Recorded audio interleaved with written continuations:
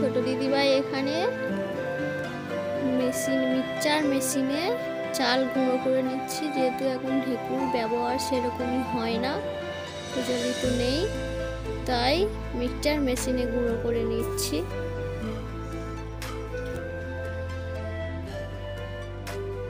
এই যে আমার ছোট দিদিভাই এখানে সুন্দর করে কলাগুলো ছাড়িয়ে দিচ্ছে।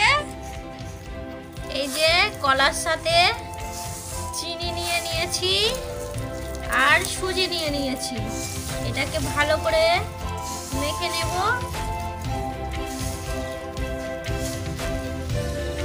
এর সাথে ময়দা দেব একটু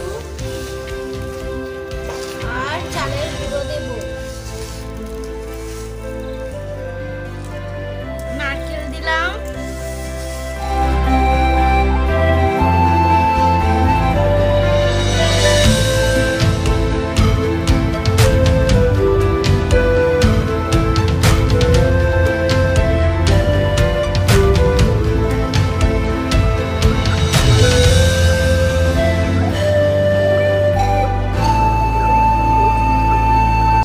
এখানে চিতির পিঠে করার জন্য গোলা রেডি করে নিয়েছে।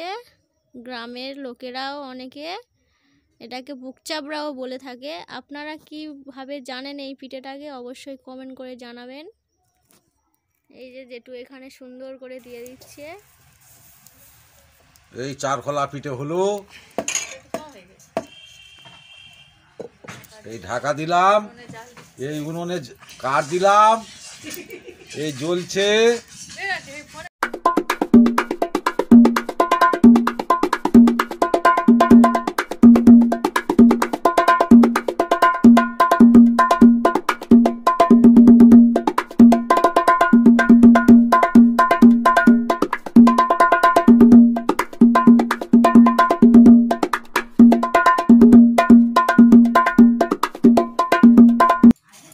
এই যে এখানে মা নারকেল করে দিচ্ছে, দেখাও একটু ভালো করে।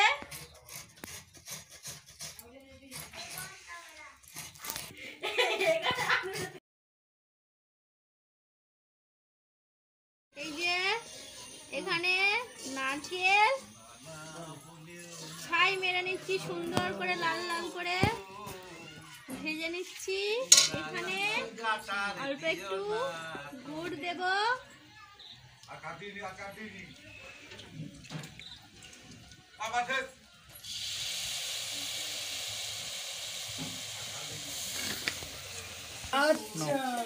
এই যে ভালো করে নেড়ে নিচ্ছি।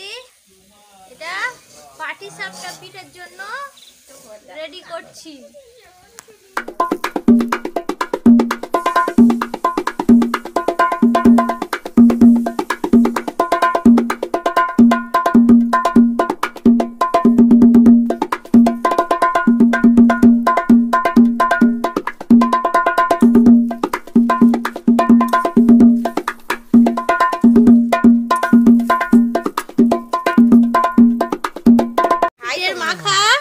নাকি এটা নিয়ে কি জানো কড়াইতে দেবো এবার। এই যে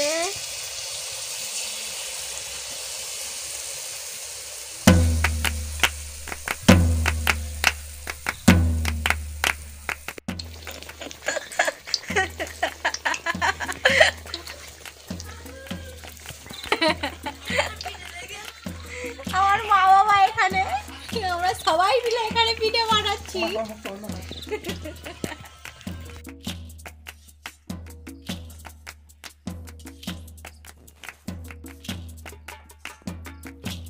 এই যে এখানে রসবড়ার বড়া ভেজে নেওয়া হচ্ছে।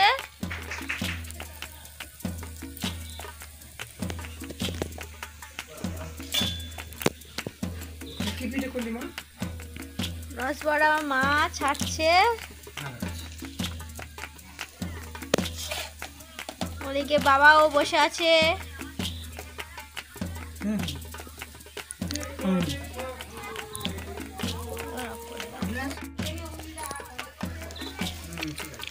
এখানে রস গড়ার জন্য রস তৈরি করা হচ্ছে, চিনি দিয়ে দিচ্ছি গরম জলে।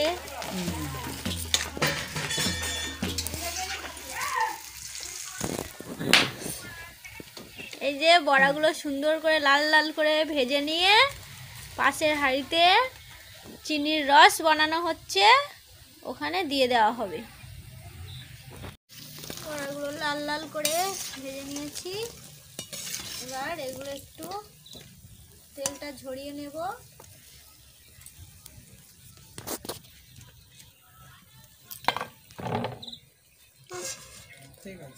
এই যে এই রসের মধ্যে দিয়ে দেব। এই যে এগুলো দিয়ে দিলে রসবড়া তৈরি। এই যে মা এখানে সরু চুগলির জন্য মেখে নিচ্ছে ডাল বাটা আর চালের গুঁড়ো দিয়ে সুন্দর করে এটা তৈরি করে নিচ্ছে।